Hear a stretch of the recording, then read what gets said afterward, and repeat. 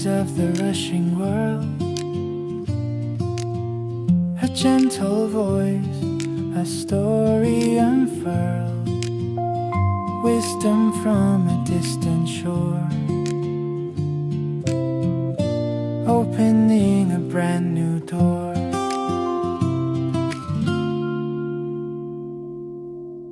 How is your heart today?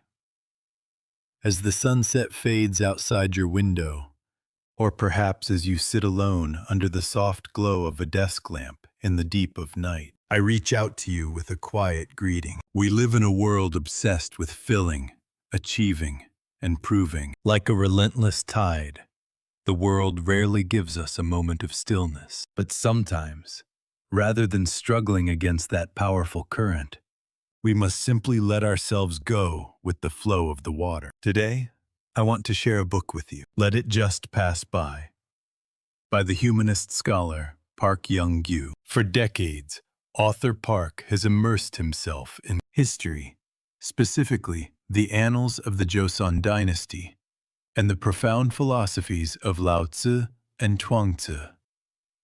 In this work, he brings the 81 chapters of Lao Tzu's Tao Te Ching into the exhausted lives of modern people. He tells us that muddy water, if left alone, clears itself. We often stick our hands in, trying to scrub the water clean, only to make it cloudier. Life's problems are often the same. Sometimes, Wu Wei, the art of doing nothing, is the most powerful solution of all.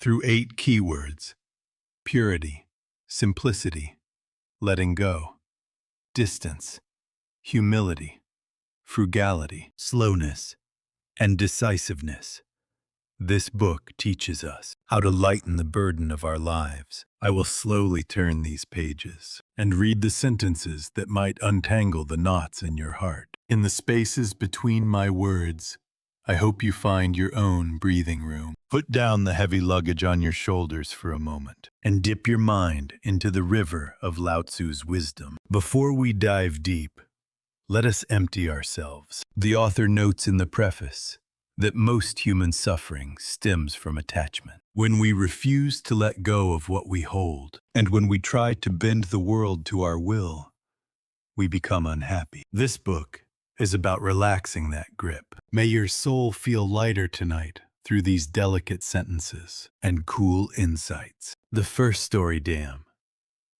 Purity, the art of flowing clear and light. I look at water and think of Lao Tzu's words. The highest excellence is like water. Water benefits all things without competing with them. It stays in the low places that others despise. I wonder if my life can ever be as pure and light as water. As I turn the pages, I listen closely to the author's voice. He asks, "Are your relationships perhaps too hot?"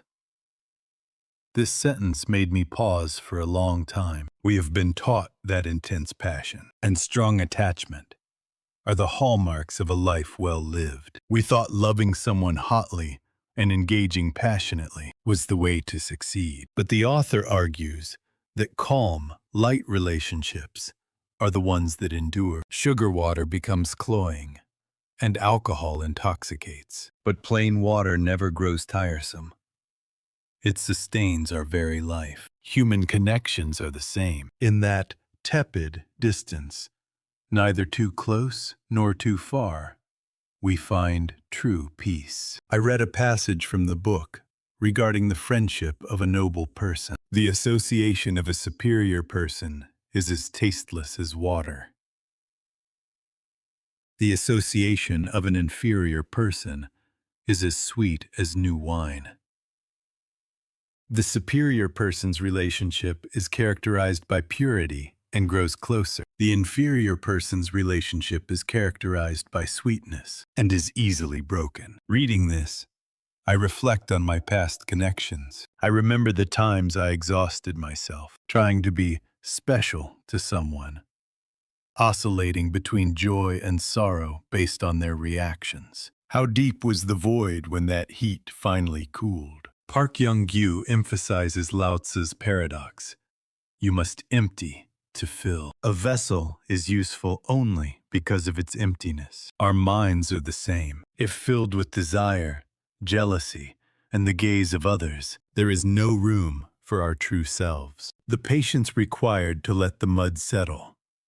That is the philosophy of Dam. Do not try to force away the emotions bothering you right now. Like tea leaves settled at the bottom of a cup, just let them sink. In time, only your transparent sincerity will remain. My thought. We try so hard to add flavor to our lives. We package ourselves to be sweeter and more stimulating, eventually losing our original essence. Water seems to have no taste, yet it is the source of all flavors. When I become clear and light, I gain a solid center that remains unshaken by the world's whims. Tonight, I hope the silt in your mind settles quietly. The second story. Dan's simplicity.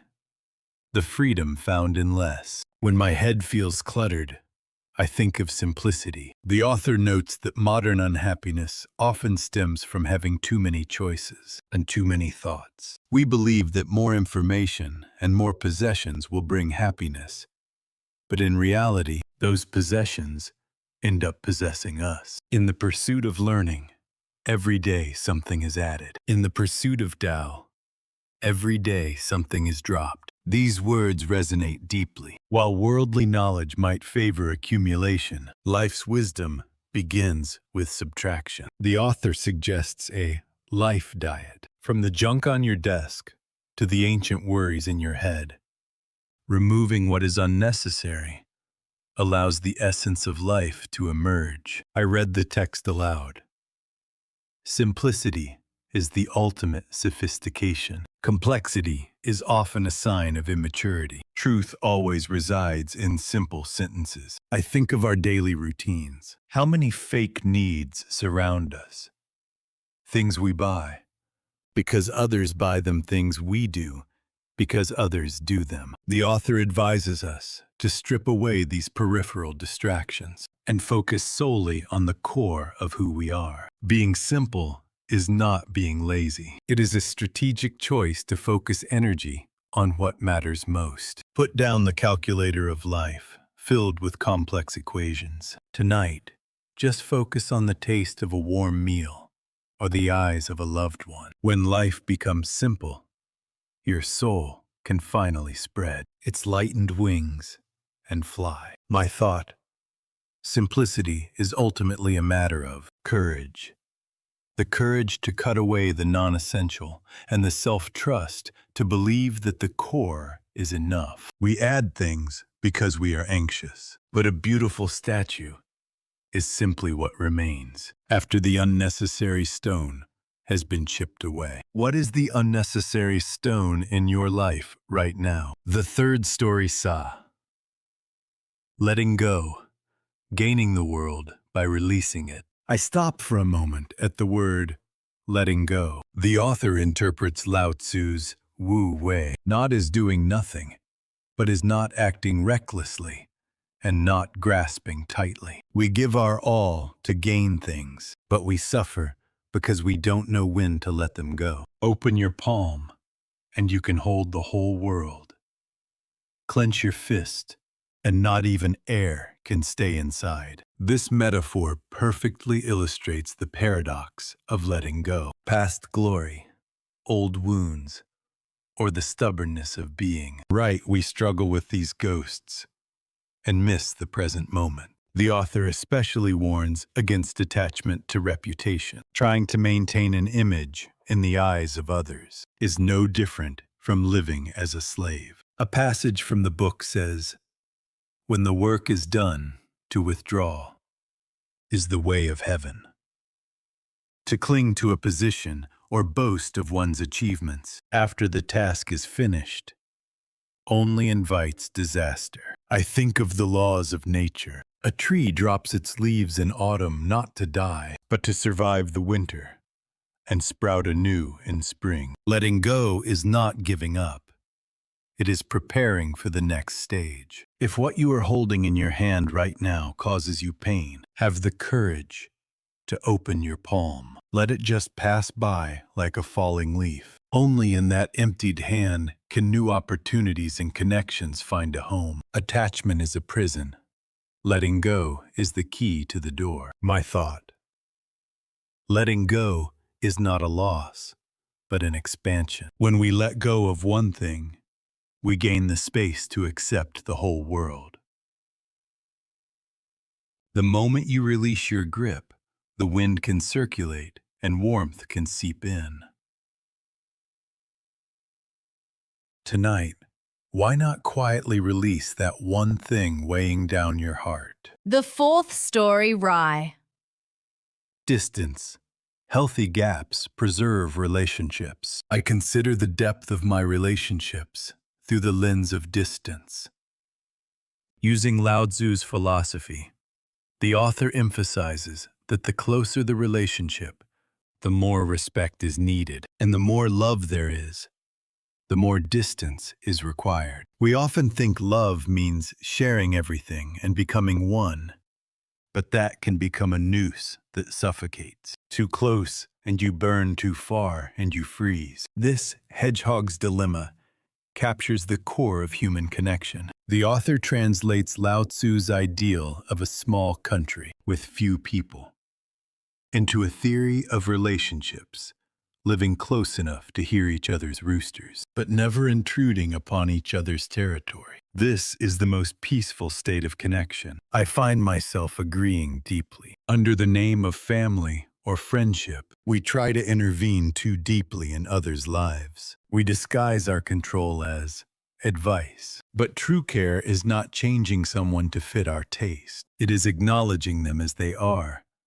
and watching over them. The book says, just as a shadow needs distance between the light and the object to exist, the soul needs solitude to confirm its depth. Occasionally, retreat to your own island. When you step away from the gaze of others and face yourself, you gain the strength to truly love others. A proper distance is not cold indifference. It is warm consideration to see the other person clearly. My thought.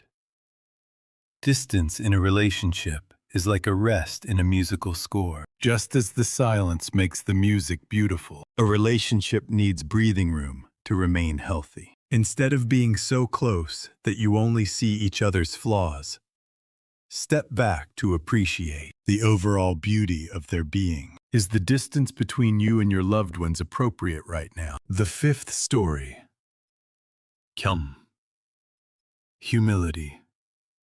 The wisdom of rising by staying low.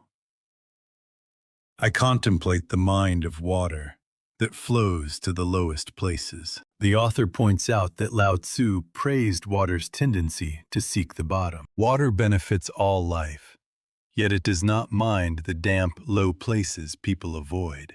Therefore, water is close to the Tao. The reason why the great rivers and seas are able to be the kings of all, the valley streams, is that they dwell below them. This sentence sounds a warning to a world dominated by the logic of power. We race toward the top to stand above others, but the heights are precarious and the winds are harsh. By staying low, we become like the ocean, wide enough to accept everything. The author distinguishes humility from self-deprecation. True humility is not a fake hiding of one's skills. It is a grand realization that I am but a small part of the vast universe. When I let go of the idea that I am special, I begin to see all beings as equal. I read this chapter and let go of my stiff pride. The soft overcomes the hard. The weak overcomes the strong. As Lao Tzu said, that which is rigid is dead, and that which is supple is alive. Just as a tree that can bend does not break in a storm, only those who can humble themselves can protect themselves in the winds of life. Lower your heart just a little. You will see the beauty and the sincerity of people that you couldn't see before. My thought, humility is not erasing oneself, but the safest way to protect oneself. Those at the top are targets for attack, but those at the bottom have no one to contend with. Because they do not compete, They are beyond reproach. Just as the sea becomes the master of all water by staying lowest, your humility will make you the most precious of beings. The sixth story. Geom frugality. Saving energy for the soul. I look within to see where my internal energy is leaking. The author interprets frugality not just as saving money, but as the preservation of life force. Lao Tzu claimed to have 3 treasures, and one of them was frugality. Because I am frugal, I can be generous. This seems hard to understand at first, but the author's explanation makes sense. Someone who does not waste themselves materially or spiritually has a reservoir of energy, allowing them the luxury of being generous to others. Conversely, those who pour all their energy into outward display and consumption are depleted within, making them irritable and stingy. The author emphasizes frugality of speech. Words are the primary channel through which mental energy escapes. Those who know do not speak. Those who speak do not know. Like this phrase, when we reduce unnecessary words and embrace silence, our inner strength hardens. We also need frugality of emotion, avoiding excessive anger over trivialities, or wasting emotion on worries about a future that hasn't arrived. Where did your energy go today? Did you pour your precious life force into gossip or the flashy images of the virtual world? Frugality is a holy stinginess, focusing energy only on what brings you to life. Use that focus to fill your soul richly. My thought: frugality is ultimately about setting priorities. It is the wisdom to save energy for your soul. Do not be stingy with the energy used to look inward and care for yourself. A person who is rich within feels no need for outward ostentation. Your true jewel is already inside you. The seventh story. So slowness, the rhythm of life without haste. I look at the trees outside and learn the aesthetics of slowness. We live in an age of speed. We are anxious about falling behind and whip ourselves to produce results. But the author, citing Lao Tzu, warns, "He who stands on tiptoe is not steady. He who strides cannot maintain the pace. By following nature, nothing is left undone." This concept of wu wei wu. Bu wei does not mean doing nothing, but having the patience to wait for the right time. Nagging a seed to bear fruit the moment it's planted won't make it bloom. Nature has its own speed and order. The author says this attitude of "so slowness leisure" is especially vital during a crisis. Haste leads to mistakes, and mistakes lead to further anxiety. To untangle a knotted thread,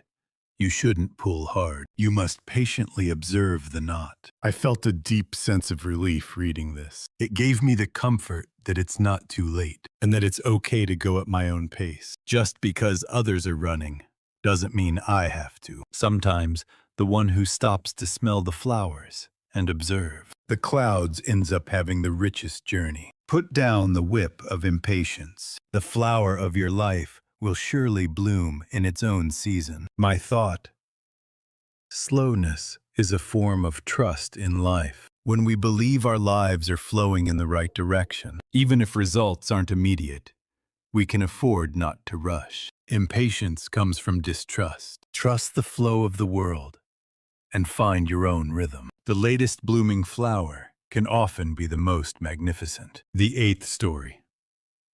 Dan. Decisiveness.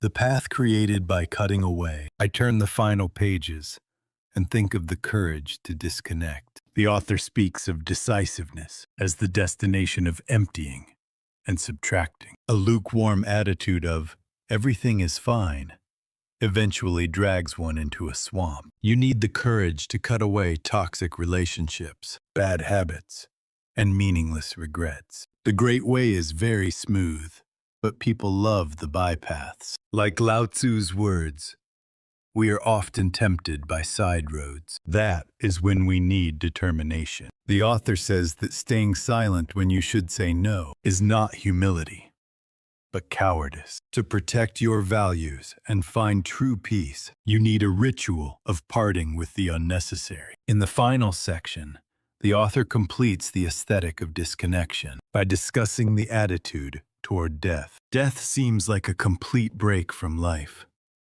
But from Lao Tzu's perspective, it is merely a homecoming to the source of the universe. If we can willingly disconnect from the things we were obsessed with while alive, we reach a state where even death can be let to just pass by. Look at what is weighing heavily on your mind right now. If it hinders your growth and peace, say a firm goodbye to it tonight. Cutting away is painful, but behind that pain lies a piercing clarity. In the emptied space, your true life will finally begin. My final thought. Disconnection is not an end, but a margin for a new connection. When we cut out the bad, we make room for the good. Do not fear endings. Every end holds the seed of a new beginning. Your decision will lead you to a wider world. How was your time with Park Young-gyu's Let It Just Pass By? As we followed these 8 keywords, I hope a corner of your heart feels a little lighter. Lao Tzu said, "Nothing in the world is softer or weaker than water. Yet nothing is better for attacking that which is hard and strong. We try so hard to be strong, but true strength is hidden in softness. An old tree that stands stiffly against a gale will snap, but the reed that bends with the wind rises again. When the storms of life hit you, do not tense up to fight back. Simply lower yourself and let the wind pass over your head. The greatest wisdom this book offers is liberation from the things that haunt us. We suffer by holding on to things we cannot control. Yet, many things in the world will flow on their own, even if we do not touch them. Just as muddy water clears if left alone, your worries will naturally resolve with time, or cease to be worries at all. Before I end, I want to ask you, what is the first thing you need to let go of in this moment? Whatever it is, it's okay. Tonight, gently set that heavy heart into the darkness outside your window and tell yourself, let it just pass by. Life flows, even without the struggle. May your night be as clear and peaceful as water. I hope you wash away yesterday's fatigue in a deep sleep and wake up with a lightened soul tomorrow morning. Most of all, never forget that you are enough just as you are. You don't need to fill more or prove more. You are already a complete universe. May Lao Tzu's wisdom accompany you warmly into your dreams. Thank you for being here. Sleep well.